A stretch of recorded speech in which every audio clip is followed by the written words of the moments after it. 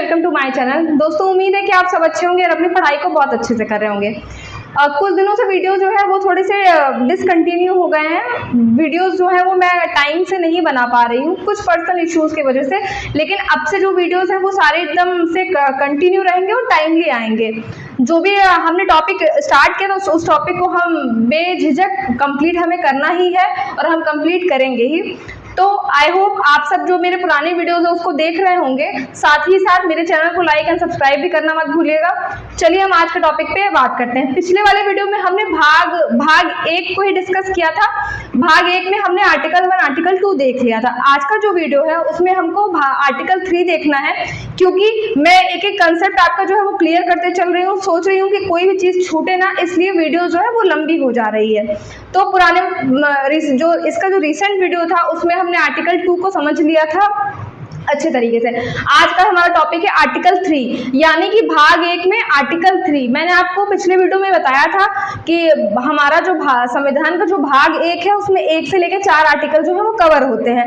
आज अगर हम 3 को पढ़ लेंगे तो हमारा 3 आर्टिकल कंप्लीट हो जाएगा और हम चौथे आर्टिकल को पढ़ने के बाद भाग 2 की ओर चल देंगे। तो चलिए वीडियो को स्टार्ट करते हैं। सबसे पहले देखिए, अगर हम आर्टिकल 3 की बात करें, इसमें साफ साफ बोला गया है राज्य का नाम, क्षेत्र, सीमा में परिवर्तन का अधिकार संसद को है। यानी कि जो भी भारत के अंदर जो भी राज्य है उसमें उस क्षेत्र की सीमा में, नाम में और सीमा में, क्षेत्र में और नाम में जो परिवर्तन का जो अधिकार है वो संसद को है। यानी कि किसी भी राज्य की सीमा में परिवर्तन संसद कर सकती है।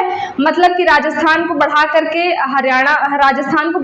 और हरियाणा में कर सकती है, या राजस्थान को और छोटा कर सकती है। क्षेत्र में भी परिवर्तन कर सकती है, साथ ही साथ सीमा में परिवर्तन कर सकती है। मान लीजिए उत्तर प्रदेश की सीमा जहां से है और बढ़ाना चाहे तो बढ़ा सकती है, उत्तर प्रदेश की सीमा को घटा भी सकती है।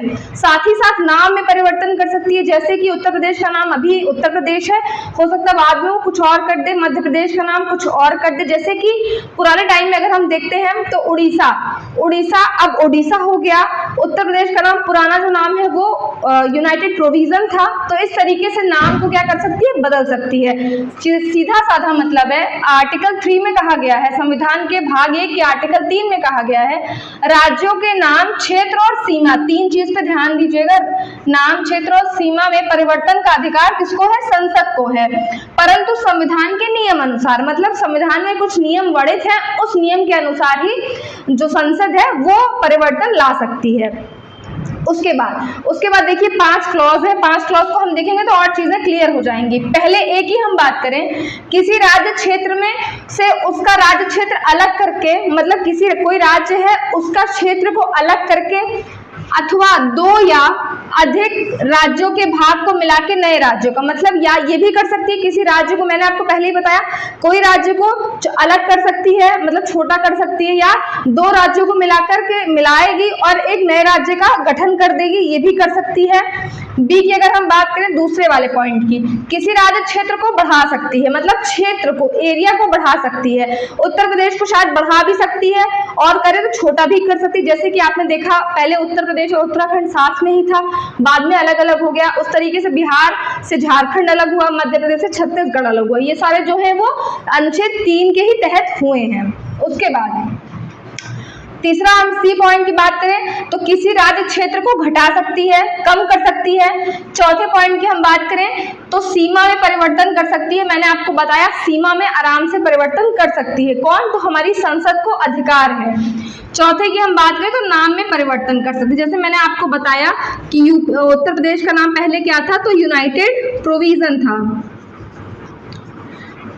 और मैंने आपको उड़ीसा के लिए भी बताया कि उड़ीसा अब ओडिशा हुआ।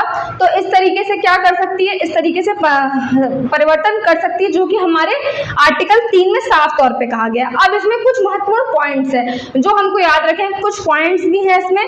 कोई भी अगर चीज, कोई भी अधिकार किसी को दिया जाता है तो साथ साथ में एक उसको नियम भी देते हैं कि इसके अंतर्गत ही रह करके वो उस नियम को फॉलो। ये पढ़ा कि अनुच्छेद 3 में ये बोला गया है कि संसद के पास अधिकार है कि वो राज्य के नाम, क्षेत्र और सीमा में परिवर्तन कर सकती है। लेकिन साथ ही साथ जब भी ऐसा परिवर्तन होगा उससे पहले राष्ट्रपति की मंजूरी के बाद ही संसद में पेश किया जाएगा। क्या पेश किया जाएगा? तो ये परिवर्तन का बदलाव जो है वो पेश किया जाएगा।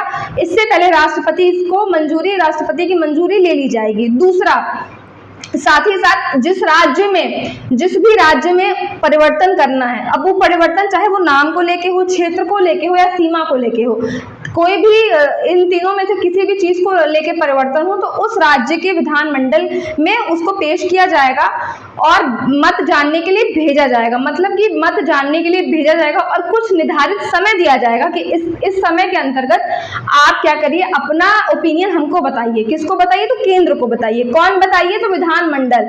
क्योंकि जिस राज्य में छेड़छाड़ करनी है, मतलब कि सीमा में परिवर्तन करना है या नाम बदलना है या क्षेत्र को बढ़ाना घटाना है, उस जगह के विधानमंडल को भेजा जाएगा वहां का मत जानने के लिए। लेकिन तीसरा पॉइंट बहुत इंपॉर्टेंट है जानना, याद रखिएगा कि राष्ट्रपति या संसद विधानमंडल के मत के लिए बाध्य नहीं है। मतलब ऐसा नहीं हो सकता कि विधानमंडल कोई चीज को खारिज कर दे कि हमारे राज्य में बदलाव मत करिए और इसको राष्ट्रपति को या संसद को मानना है, ऐसा बिल्कुल नहीं है। ये एक तरह से फॉर्मेलिटी है कि वो भेजते हैं मत जानने के लिए, लेकिन विधानमंडल के मत से केंद्र को या संसद को, राष्ट्रपति को कोई भी फर्क नहीं पड़ता है।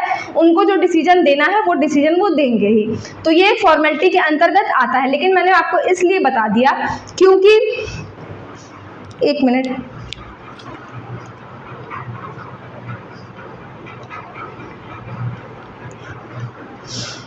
मैंने आपको इसलिए बता दिया क्योंकि क्योंकि ये कुछ पॉइंट्स है जो कि कभी पूछ सकता है और आपको याद भी रखने हैं। साथ ही साथ दूसरे अगर हम पॉइंट की बात करें तो संसद या सरकार जो है वो भारत के मानचित्र का पुनर्निर्धारण कर सकती है। मतलब हमारा जो इंडिया का जो मैप है उसका पुनर्निर्धारण कर सकती है। मतलब उसके अंदर, मैप के अंदर, यानी ये नहीं कि मैप के बाहर, मतलब हमारे भारत का जो लैंड वाला एरिया है उसमें वो काट छांट ऊपर नीचे वो कर सकती है भारत। और मैप भी चेंज, मतलब मैप जिस तरीके से हमारा है वो तो है, लेकिन उसमें वो पुनर्निर्धारण कर सकती है कि उसको जम्मू कश्मीर को ऊपर से वो नीचे कर सकती है, कन्याकुमारी को उठा करके किनारे कर सकती है।